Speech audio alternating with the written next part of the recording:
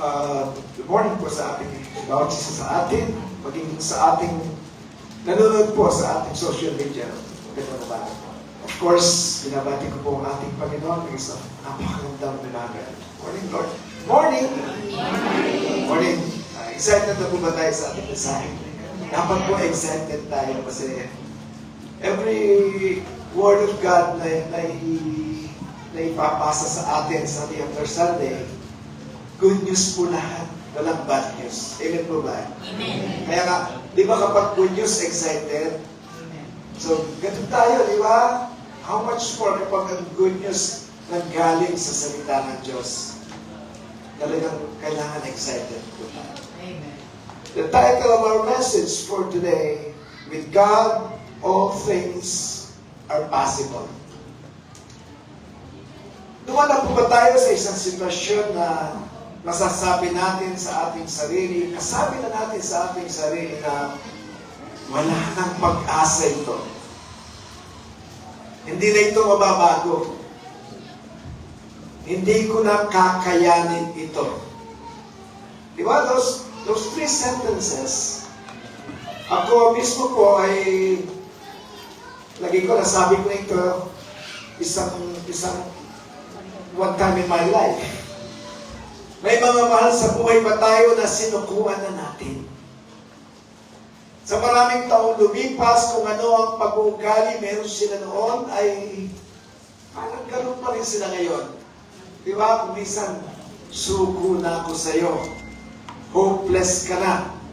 Hindi ka na magbabago kailanman. Di ba? Kung minsan, nasasabi natin yan sa ating asawa, sa mga anak, kung minsan. So, maaaring nawala na tayo ng pag-asa na magbabago pa sila. Pero, sa ating mensahe, bagay ito, papalitan ng Panginoon yung ating pananaw tungkol dito. The question is, ikaw kapatid, mayroon ka bang matagal nang pinapanalangin baguhin sana ng Panginoon? Pero hanggang ngayon, nandiyan pa rin. Tagal na eh, paulit-ulit na lang yung prayers eh. Pero walang pagbabago. Parang ginawa mo na nga ang lahat eh. Bukod sa prayer, ginagawa mo na yung maraming efforts mo. Minsan, gumagasta ka pa para lang mabago ang isang bagay na gusto mong baguhin. Pero just the same, ganun pa rin. Ano nga ba ang mga imposible sa iyo ngayon? I think this would be the third question. Healing, kagalingan, restoration, papanatili ang harmony sa family, or pambayad sa utang, financial problems, pambayad sa matrikula. Diba? Ang dami nating mga bagay sa isip na kuminsan napaka-imposible. Kakarampot na ang kita, tapos dalawa pa yung college. Kuminsan imposible. Salvation ng mga mahal mo sa buhay. Kuminsan, yun lang ang pinapanalangin mo na sumunod sa iyo sa inyong naumpisahang relasyon sa Diyos, pero hanggang ngayon, ganun pa rin sila. Deliverance sa ating mga, sa anumang kumukulong sa atin. Yung mga bondage tayo ng iba't ibang mga bagay Kumisa gusto natin ma-deliver sa mga ito, pero hanggang ngayon, ganun pa rin. Sa tao po, maraming bagay ang imposible. Alam natin yun, normal yun. Ito pong kwento ito, I think, alam na ng iba ito. This is a picture of a rich, young ruler. Napatingin ang mayamang lalaki ito na nakita niya nagsasalita sa daan ng ating Panginoon. Alam tanong niya sa Panginoon, Teacher, what good thing must I do to get eternal life? Ano ba dapat kong gawin, Guro, para magkaroon ako ng makapunta ako sa isang lugar na panghabang buhay na masaya? Yun siguro ang tinatanong niya. The Lord Jesus said, if you want to enter life, keep all the commandments. Sumunod ka sa lahat ng batas na pinag-uutos ng Diyos. Ang sabi ng mayamang lalaking ito, nagawa ko na itong lahat. I do not steal, I do not commit adultery, hindi ako sumasaksi sa mali, hindi ako ginagamit ko yung aking mga magulang, hindi ako nagnanakaw, hindi ako nagnanakaw ng ibang bagay na hindi sa akin. At okay na sana pero makulit yung mayamang lalaking ito. Sabi niya, meron pa po bang kulang? Sabi ng Panginoon, okay, makulit ka. Sabi ng Panginoon, okay, nagawa mo ng lahat, okay, mayaman ka, di ba? Yes po. Ipagbili mo lahat ng kayamanan mo at ang pinagbilan nito ay ibigay mo sa mga mahihirap. Lulugo-lugo po siyang umalis. I think hindi niya kakayanin yung sinabi ng Panginoon kasi napakayaman po ng tao. Hindi niya mabitawan yung napakahalaga sa kanyang buhay para magkaroon ng eternal life. Mas mahal yung kayamanan niya kaysa sa eternal life na ino-offer ni God sa kanya.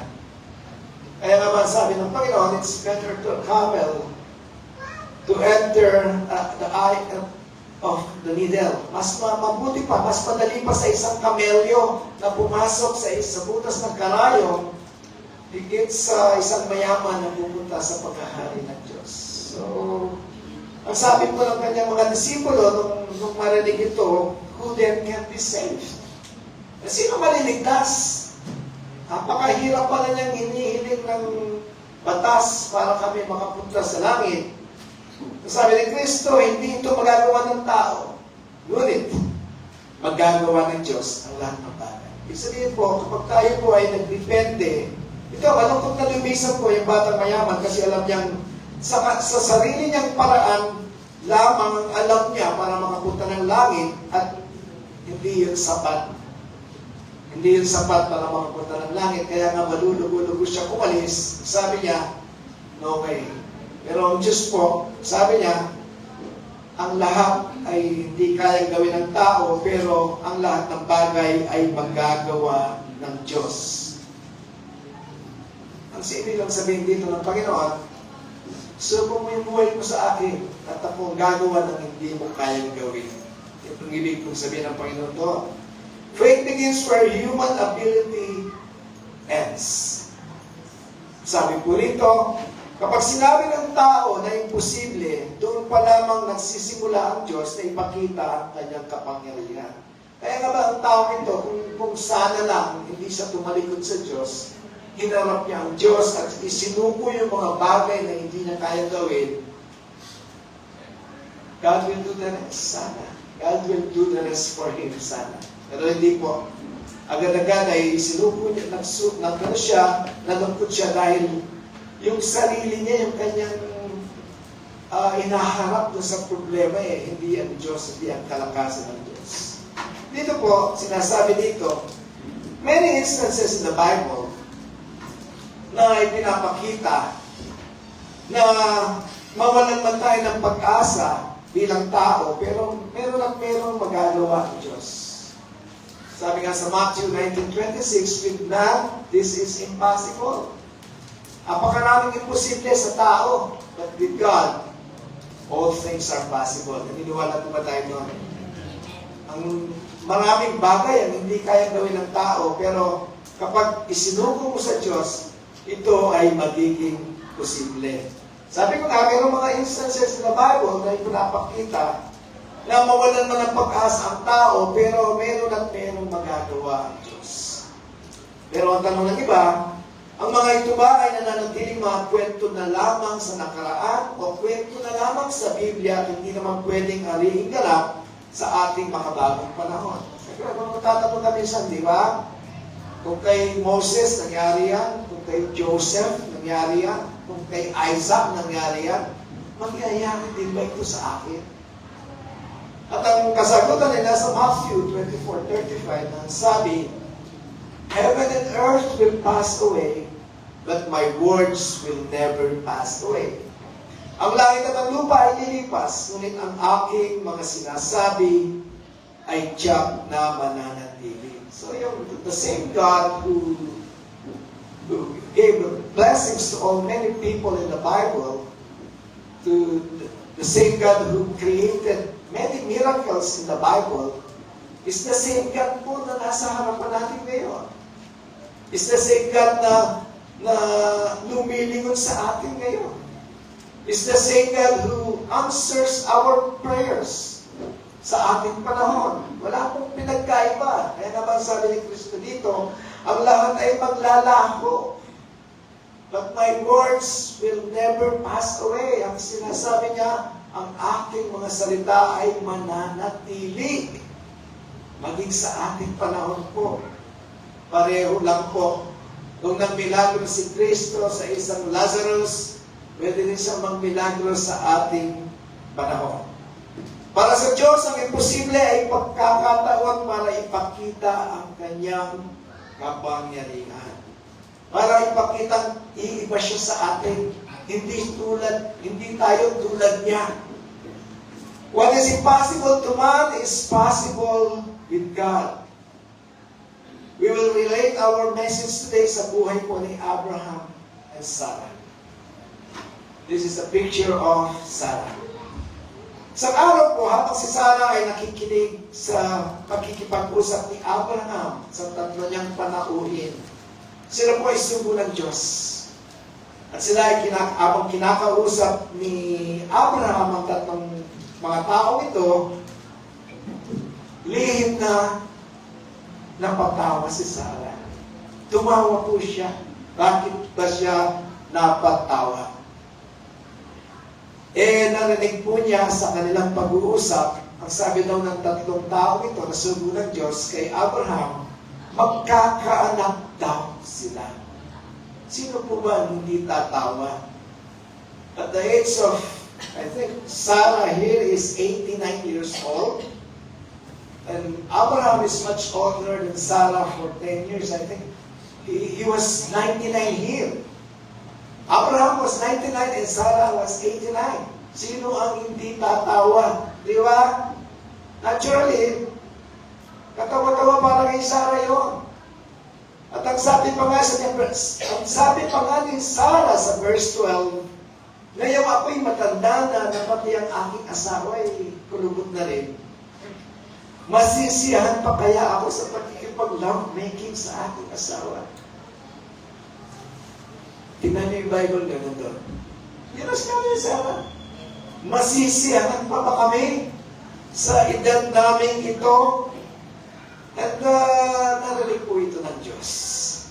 Hindi akalain ni Sarah na maririnig ng Diyos yung kanyang pagtawa.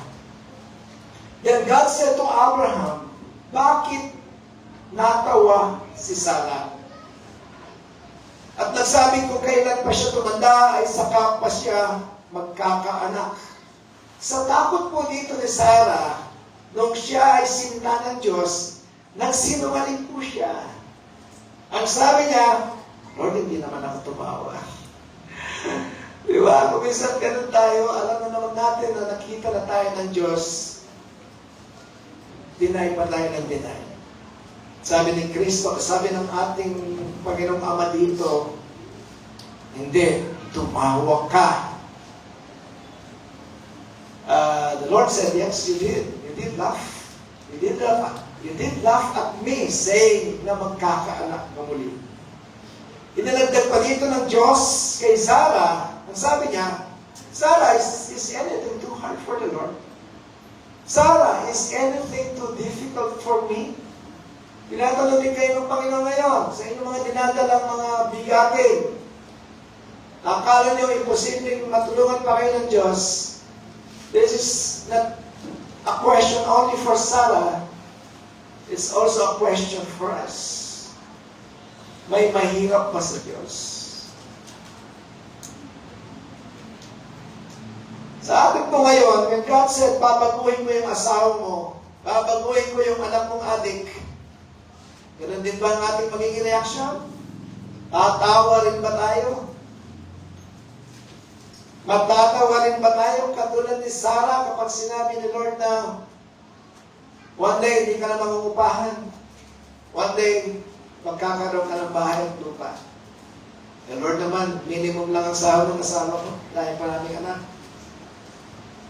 Is there anything too hard for the Lord? May mahirap pa sa Diyos? Tignan mo, si Nanay Amparo, umiiling siya,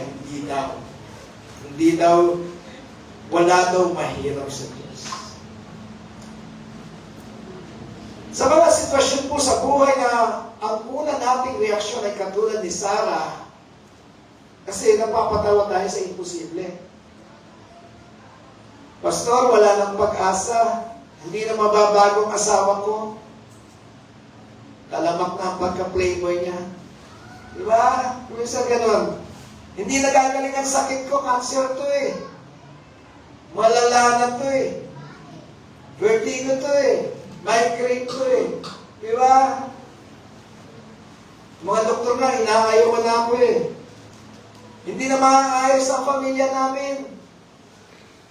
Wala nang harmony. Wala nang kapayapaan. Maggulo araw-araw, sigawan, murahan. Pero ang tanong ng Diyos ay hindi kung gaano kalaki ang problema natin. Hindi yun ang tanong ng Diyos. Ang tanong ng Diyos ay ito, may anumang bagay bang napakahirap sa akin? Hiling na naman si Nanay Ampar, walang mahirap sa Diyos.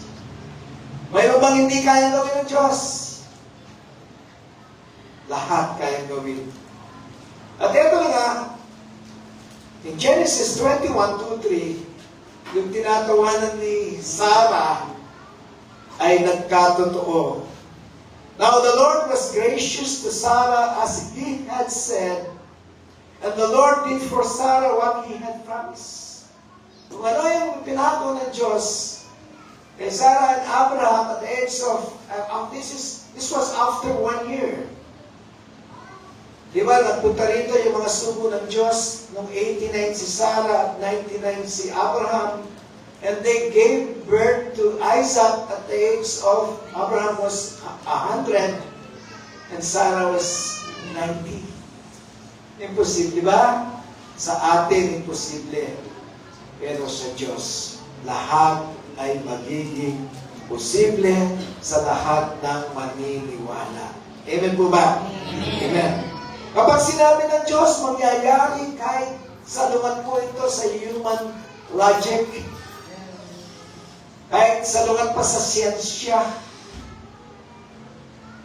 kahit salungat sa master ni Geisel, ano kasi master ko sinabi mo one time sa akin, biology.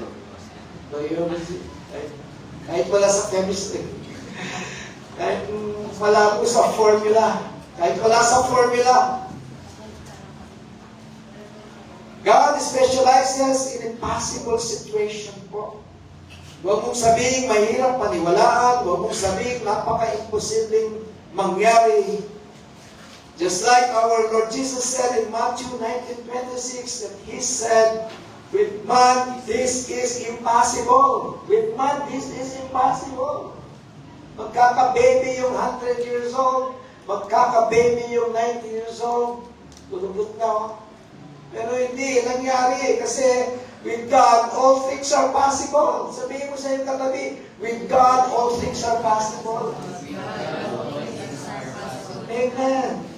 Hindi ito magagawa ng tao, pero nagawa ng Diyos eh. Di ba sa aking introduction kanina, the same God who gave birth to Isaac is the same God na nandito ngayon, nakikinig sa atin. It's the same God na nandyan sa tabi mo, alam niya kung bakit nandito ka. It's the same God na nandyan sa tabi mo, na nakikita niya at narinig lahat ng mga panalangin mo. Hindi po nasasayang ang anumang panalangin kasi mayroong Diyos na nakikinig at mayroong Diyos na tumutugon. Amen po ba? Amen. With God, all things are possible. God's promise is greater than our human limitations po. Sarah was 89 years old, barren, at lampas na sa childbearing years. Hindi na siya nagkaka-period. Di ba? Nangangailangan ng isang babae na nag-mens pa siya, di ba? Para siya magkaanak. At the age of 89, wala nang mens ito. Pero nagkaanak. Sabi ko nga, humanly speaking, it was impossible. Scientifically impossible. Medically impossible, but not with God. Kahit ano pa ang tingnan mo, mag-research ka, ano pa man, at sinabi nilang negative, hindi ka na magkakanak, but with God, all things are possible. Ang promise ng Diyos ay hindi nakadepende po sa edad, hindi nakadepende sa sitwasyon. Lord, cancer na ito, I don't care. Lord, baon na kami sa utang eh. So what? Lord, malala na ang away namin ni Mister eh. Bakit? Away ba ninyo ni Mister yan? O yung pangatlong persona sa inyong pag-aasawa, isinali niyo ba sa away niyo? That is me. God said, isali niyo ako sa away niyo. Ako yung magbibigay ng kapayapaan sa away niyo. Sabi nga dito, for with God, nothing shall be impossible. God makes the impossible possible. Sabi ba rito, with God, nothing shall be impossible. Sabi po sa Numbers 23:19, God is not a man. Hindi siya tao na pwedeng magsinungaling sa atin. Di ba? When God promises, He is not like us. We normally break our promises. Kung isa para lang ma-please natin yung tao, kahit na hindi natin kaya, nagpapromise tayo eh. Di ba? Para lang, tamo para agad. Tamong basti para agad mikawani. Si Lord hindi. Kapag nag-promise si Lord, hindi tamong basti. Kapag nag-promise si Lord, alam niya, magagawa niya. Amen po ba? Amen. Amen. So, hindi siya tao na pwedeng magsinungaling. Kapag nangako ang Diyos, hindi siya umaatras. God sees our doubts, but He does not cancel His promise. Kapag nangako ang Diyos, walang makapagpigil sa Kanya to break His promises on us. Sarah laughed. Hindi siya tumawa dahil masaya, tumawa siya dahil ito ay imposible. Pagkatapos, nagsinungaling pa siya, I did not laugh. Pero hindi natinag ang Diyos sa ating pagdududa. Like, sana natinag ang Diyos kay Sarah, hindi ko na kita bibigyan ng baby. Ayaw palang maniwala sa akin. No, hindi. Hindi nakadepende doon ng Diyos sa kapag tayo ay gusto niyang bigyan. Hindi nakadepende sa doubt natin na kuminsan, duda pa rin tayo ng duda, pero nandiyan pa rin eh. Binibigay pa rin ni Lord eh. Di ba? Ganun nangyari kay Sarah. Hindi natinag ang Diyos sa ating pagdududa. Nakikita niya kasi yung takot natin. Tao tayo eh. Alam niyo, hindi tayo Diyos. Kung anong tao, hindi tayo maintindihan. Kung si pastor, hindi ka maintindihan. But God understands. Kung ano man yung takot mo, yung mga weaknesses mo, yung mga kahinaan mo na hindi ko kayang gawin ito, Lord, God knows that. Siya ang higit na nakapaunawa sa atin. Kung itago sa Diyos na may takot ka, may duda ka, na hindi sapat yung iyong pagtitiwala para kasi may takot ka, baka hindi ka bigyan ni Lord kasi kulang yung pananampalataya mo. Eh, ano nangyari kay Sarah? Di ba? Bago nga si Isaac eh.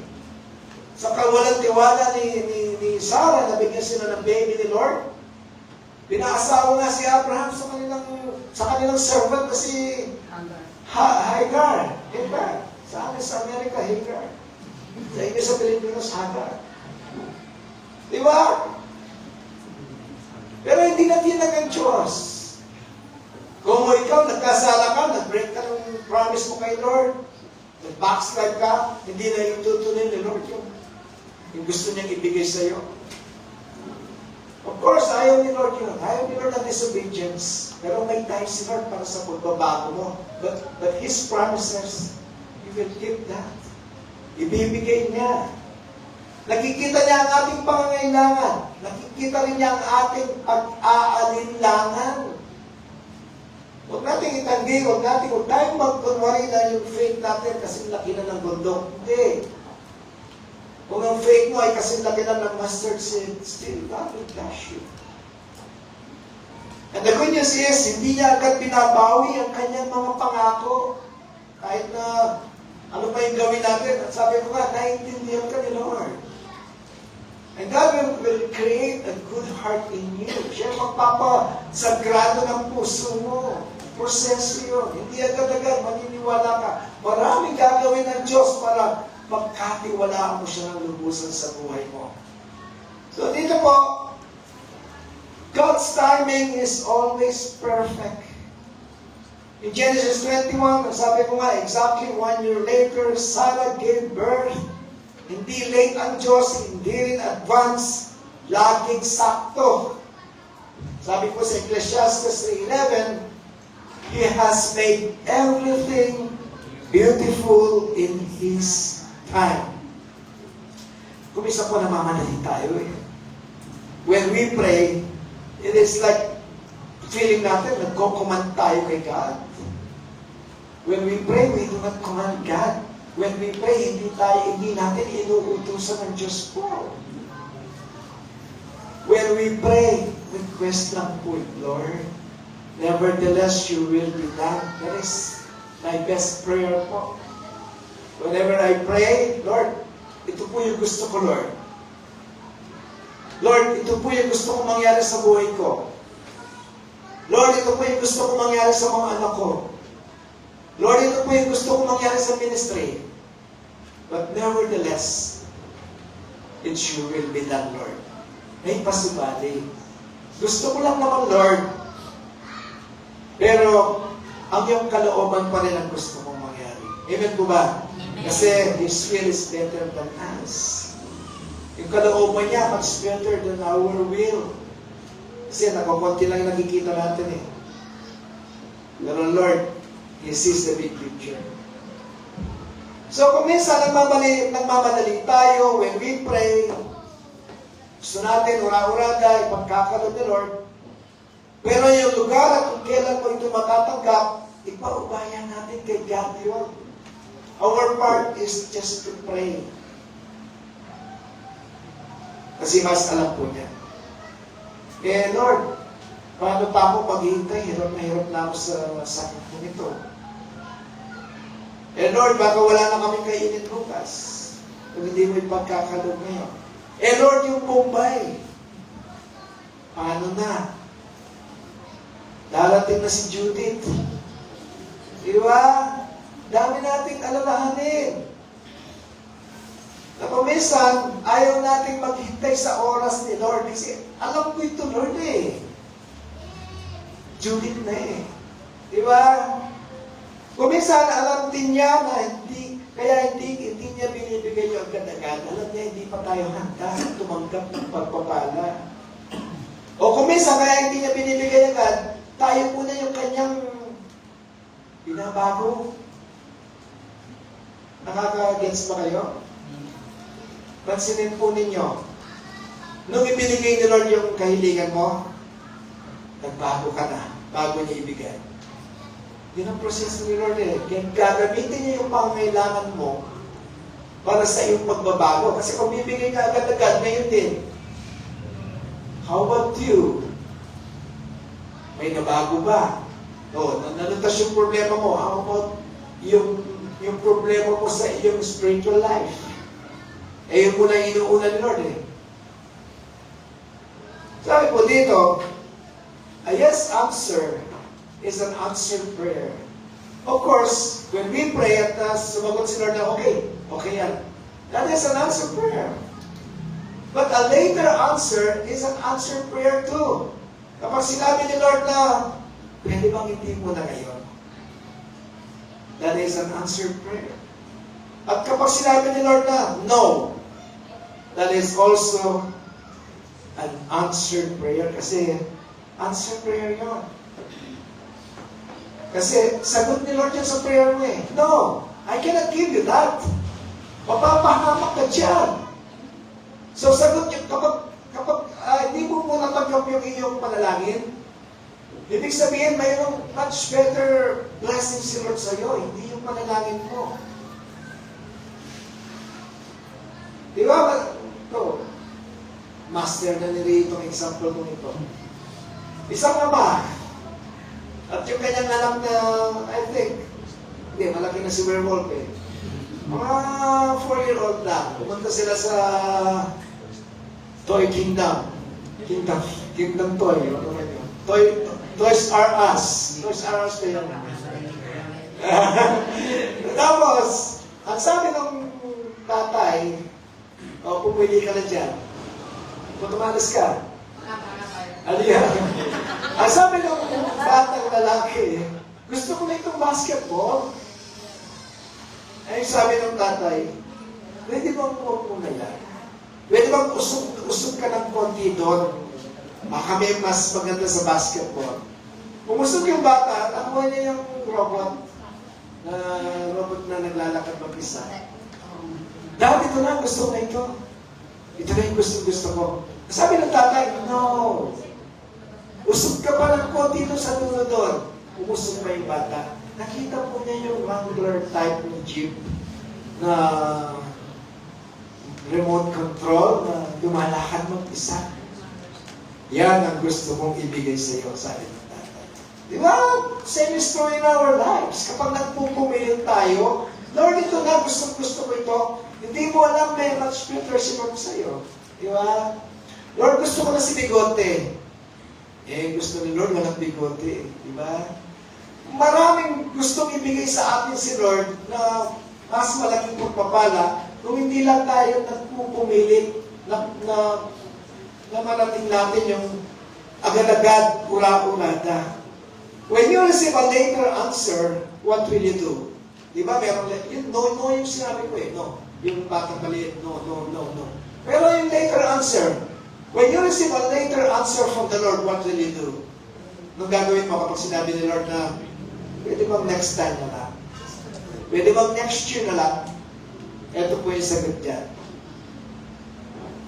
Be still. Be still. Be still. What does it mean by be still? Stay put. Hold on. Stand still. Sit tight. In other words, stop worrying and wait on the Lord. Be still and know that I am God. Kasi pwede kang maghintay eh. Kasi Diyos na makapangyarihan yung hinihintay mo eh. While waiting, He will provide you all what you need, kalakasan, yung provisions. He will provide you all that. Maghintay ka lamang. Be still. Alam mo na ako ang Diyos. So wait for me. In other words, stop worrying and wait on the Lord. Tumigil ka sa pakikialam. Tingin ka sa pangkukulit kay Lord. Nag-pray ka na, sinurrender mo na kay Lord yan. That's it. God will do the rest. God will do the rest. In Habakkuk 2:3b, sabi po, ngunit mabilis na lilipas ang panahon at mangyayari ang ipinakikita ko sa iyo. See? Lilipas daw ang mga panahon, mangyayari yung ipakikita ng Diyos sa iyo. Bagamat parang mabagal ito, sa'yo lang naman mabagal eh. Pero sa Diyos, perfect timing lang yun eh. Sabi dito, bagamat parang mabagal ito sa'yo, just wait. Hintayin mo. Tiyak na mangyayari at hindi maantala ito. Though it linger, wait for it. It will certainly come and will not delay. No delay kapag ang Diyos ang nagbigay, perfect timing yun. Hindi maaga, not early, and not late. Kapag binigay ni Lord, perfect timing yun sa atin. Okay. Good things come to those who believe and to those who wait. See? Ang mga magagandang bagay daw ay dumarating sa mga taong mayroong paniniwala, nakaka-relate si Sister Luz dito, at marunong maghintay. Naghintay ka ba, Sister Luz? Amen. Kasi nakaka-relate siya dito. Good things come to those who believe and to those who wait. Eh, paano mo makukuha yung magagandang bagay kung yung ginagawa mo sa sarili mong oras, sarili pamamaraan, without considering God's will in your life? Hindi good things yun. Minsan kapahamakan po. In closing, ano ang imposible mo ngayon? Tatanungin uli kita. God is questioning us right now. Ano ang imposible mo ngayon? Iligay mo ito sa kamay ng Diyos.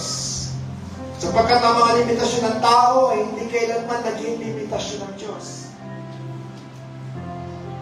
Just, this message is a reminder for us.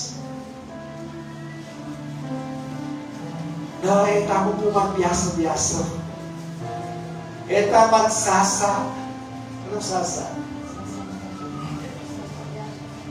Parang alam na natin lahat. Parang kinakaya na natin lahat.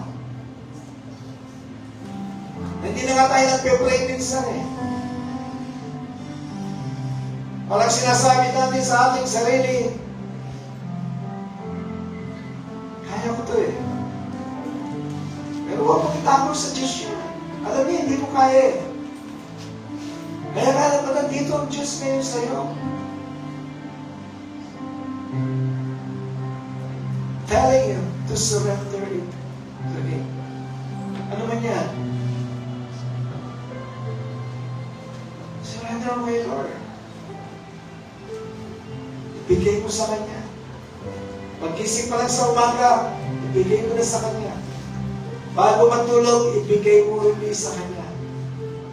Huwag kang bibitaw, kapatid. Huwag kang bibitaw. Mahaba na yung isang segundo para magmilagro ang Diyos sa buhay mo. Diba sa atin, yung isang segundo napakabilis. Pero sa Diyos, napakahabang panahon na yun para bigyan ka ng milagro sa buhay mo. Naniniwala po ba tayo? Tayo po yung mukha at manalangin. Aming mapagmahal na Ama na nasa langit, maraming salamat po, Diyos. Maraming salamat po sa iyong salita na aming napakinggan ngayong araw na ito. Punong-puno po ng pagpapala, Panginoon. Salamat po sa pagpapaalala mo sa amin na walang anumang napakahirap sa iyo, Panginoon. At ako po'y naniniwala dito. Palakasin mo po ang aming pananampalataya upang magtiwala sa iyo ng lubusan. Kahit tila imposible ang aming sitwasyon. Sinusubo po namin ito sa iyo, Panginoon. Lahat ng aming mga alalahanin, lahat ng aming mga pangangailangan, lahat ng aming mga panalangin. Tulungan mo po kaming maghintay sa iyong tamang panahon at patuloy na sumunod sa iyong kalooban. Samahan mo po kami sa aming pag-uwi mamaya, O Diyos, at gamitin mo po ang salitang ito.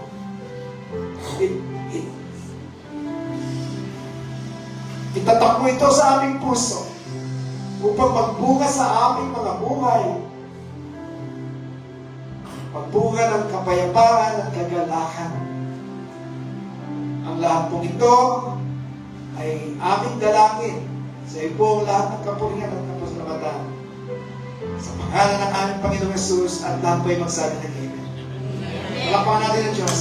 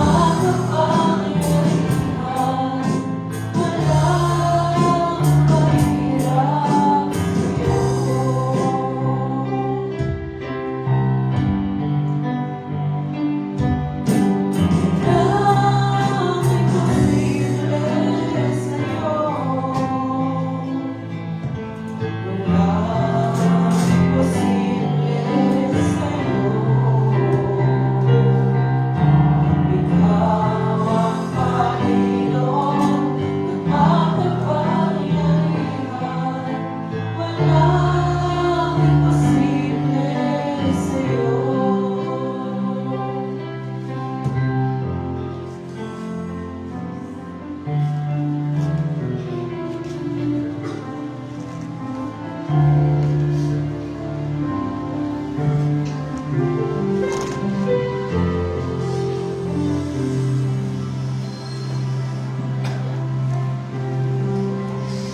po. Um, um, ah, may ano po ako, kilala niyo po ba yung babaeng 12 taon na tinutubo? Ngunit, ngunit, ngunit sinabi niyo po sa Marcos 5, verse 26 to 29, hirap na siya sa sakit na yun. At marami ng doktor ang sumuli sa kanya. Naubos na ang kanyang mangyarihan sa pagkagamot, ngunit hindi pa rin siya gumagaling. Sa halip, lalo pang lumala ang kanyang karamdaman. Dito po sa karamdaman niya, parang kapag po tayo nakakaranas ng parang dali po natin mawala ng pag-asa. Parang hindi po natin nakikita yung sinasabi ni Lord na walang posible sa akin. Diba po? Kasi kapag po may karamdaman tayo, lalo na po, kapag po hindi po tayo naniniwala at nagtitiwala sa Kanya, nagagaling po tayo o maaabot po natin lahat ng bagay na hinihiling po natin sa Kanya. Tayo po nawawala ng pag-asa. Pinababa po natin ng Diyos sa ating buhay. Hindi po natin siya itinataas. Ngunit sinabi po sa 27, nabalitaan niya tungkol kay Jesus, kaya nakipagsiksikan siya hanggang sa makalapit sa likuran ni Jesus. Hindi po ang damit dito. Hindi po, sinasabi po ng babae dito na naniniwala ako na mahihipo ko lamang ang damit ng ni Jesus, ako'y gagaling. Ngunit, hindi po siya wala ng pag-asa. Kahit sobrang dami na po ng taong nasa paligid at nasa gitna po ni Jesus. Nasa paligid po ni Jesus, nasa gitna siya. Tapos, makikita niyo po sa Chosen na hinila niya po yung hinawakan niya po yung laylayan, kakaunting laylayan lamang ulit. Naramdaman niyo yung kapangyarihan ni Jesus. Kung paano siya ginaling sa paniniwala at pagtitiwala niya na gagaling siya. At dito po na sinasabi po niya na kung tayo po siya, ganun po ba yung nasa isip natin? Kung tayo po yung nakakaranas ng ganun sa Kanya, tutusin mo, ubus po yung dugo natin. 12 years, tayo hindi tumitigil yung dugo, pagdudugo natin. Di ba po, 1 week pa nga lang po, di ba, kinakabahan na tayo kapag hindi, lalo mga babae, kapag po hindi po hindi po agad tumitigil yung pag-mens nila. Di ba po? Ngunit siya po, hindi po siya nawawala ng pag-asa. Kasi naniwala po siya na walang imposible sa Diyos. Walang imposible na hindi niya maawakan ng laylayan niya at hindi siya gagaling. Ngunit sabi ng Diyos, di ba, na pinagaling ka ng iyong pananampalataya. Hindi ka marunong, ikaw ay anak mo. Di ba po? Nasabi po sa 28, sapagkat iniisip niya, mahipo ko lang ang kanyang damit, gagaling na ako. 29, agad nga tumigil ang kanyang pagburugo at nararamdaman niyang magaling na siya. Sa pagkakataon po na tayo po ay nawawala ng pag-asa sa ating buhay, sa ating mga sarili, sa ating pamilya, dahil kapos na po tayo, hindi po natin alam kung saan po tayo patungo. Hindi po natin alam kung saan po yung lakad natin. Ngunit, lagi po natin tandaan na sumabay po tayo sa agos ng Diyos. Sumabay po tayo sa mga talampakan niya at kumapit po tayo sa kamay niya. Dahil walang imposible po sa Kanya. Dahil ang lahat ng bagay magagawa niya sa ating buhay. Hindi man po natin magagawa ang lahat ng bagay dito sa mundo, sa ating sarili. Ngunit siya, magagawa niya. Sabi nga po ni Pastor, hindi natin magagawa, ngunit magagawa ng Diyos. Dahil wala pong imposible sa Kanya. Yes. At lagi po natandaan na every day, hindi lang po every Sunday, tayo nag-expect ng blessings. Mag-expect po tayo pagkagising natin, papunta Sunday sa pagpunta po natin dito. Mag-expect na po tayo na bless ako pag-uwi ko. May palang bless na po tayo. Nagising po tayo na may pag-asa pong salita ng Diyos. Hindi lang po tayo maparito dahil lamang po gusto natin maging banal-banalan. Punta po tayo dito para magpalinis ang kasalanan natin sa pang-araw-araw na ginagawa natin. Dahil tunay na walang imposible po sa Diyos. Lahat ng bagay magtutupad po natin sa takdang panahon dahil siya ang kumikilos sa buhay natin. Siya ang makakagawa ng lahat ng bagay na hindi natin magagawa. Maniwala po tayo na walang imposible sa Diyos. Amen po ba? Amen. Sa Mark 11, verse 24, whatever you ask for in prayer, believe that you have received it, and it will be yours. Sabi po sa Tagalog, Marcos 11:24, kaya't sinasabi ko sa inyo, anuman ang hingin ninyo sa inyong panalangin, maniwala kayo na tanggap na yun at matatanggap mo nga yun.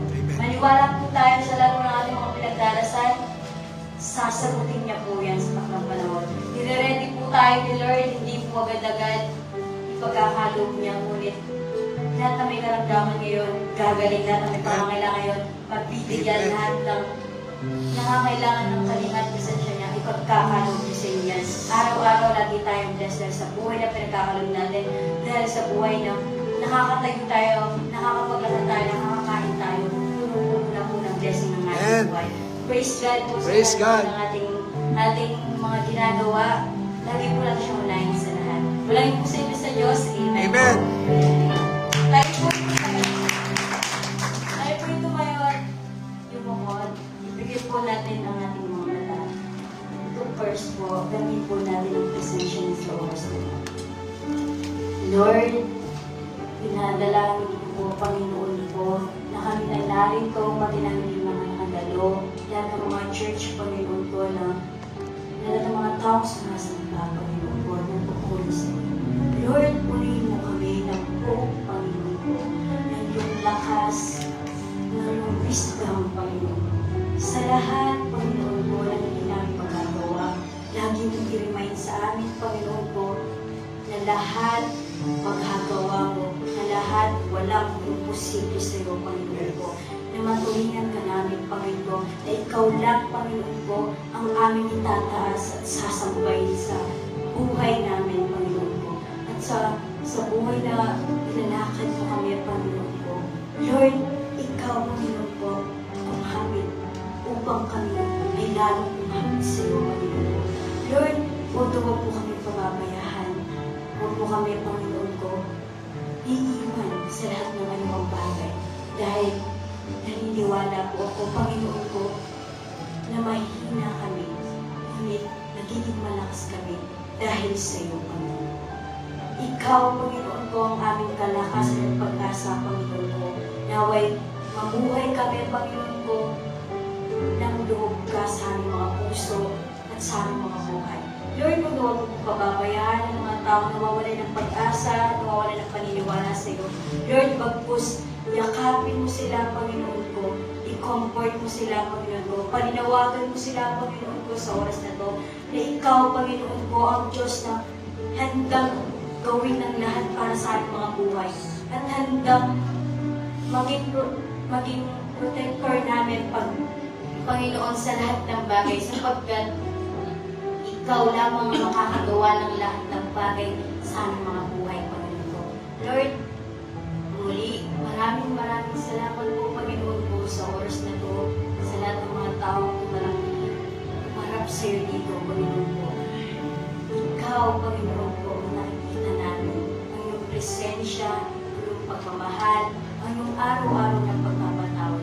Lord, gusto na bless na kami, Panginoon ko, sa iyong pagsakripisyo, sa iyong pagpapatawad, at sa araw-araw na kami iyong minamahal, iyong protektahan sa lahat ng kasakit sa buhay, sa lahat ng mga tao sa paligid namin. Lord, ikaw, Panginoon, ang mauna at maghari, Panginoon ko, sa lahat. Lord God, guide us and help us, Panginoon ko, sa lahat ng mga ginagawa namin. Lord, magagawa namin ito sapagkat ikaw ang Diyos at hari ng mga hari sa aming mga buwan. Lord God, maraming salamat po, Panginoon ko. Itinataas ka po namin sa oras na to. Pinupuri, sinasamba sa pang-araw-araw. Lord, ikaw, Panginoon ko, maghari sa amin. In Jesus' name, Praise we the pray. Lord. Amen. Amen.